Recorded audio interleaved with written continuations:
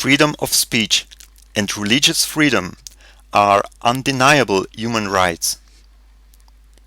Under the pretext of wanting to create more security, the state has been intervening for years in the personal liberties of its citizens.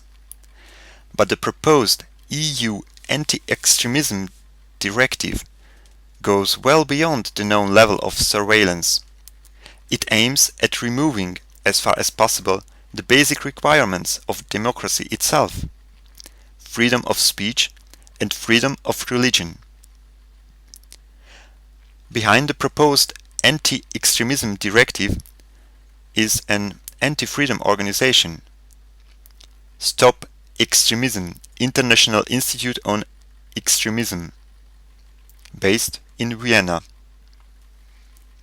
An EU citizens' initiative aims to bring the draft directive into the European Parliament. The required signatures have already been collected. The proposed directive envisages peaceful but intolerant statements of opinion in support of extremism and sanctions them with penalties. Article 1, paragraph 3 and Articles 13, 16 and 17 of the directive. The plan includes fines of up to 20 million euros, loss of employment, withdrawal of all state benefits, exclusion from public positions, inclusion in an EU warning list, and similar draconian punishments that are otherwise only known by totalitarian injustice regimes.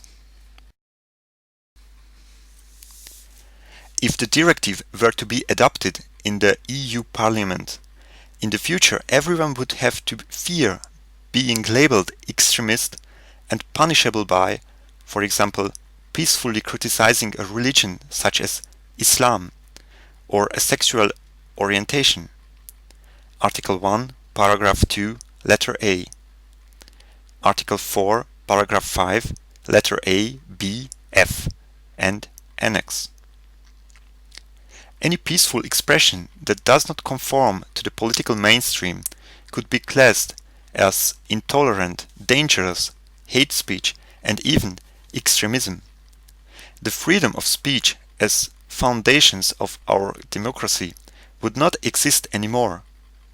Even worse, those who, for example, because of their Christian faith, do not subscribe to the relativistic principles that allegedly every religion and sexual orientation are equal, would be on an EU alert list, Article 13, lose their jobs and be excluded from public life. Should the directive be used to prepare a new persecution of Christians? This attack on the freedom of conscience in the EU must be repulsed.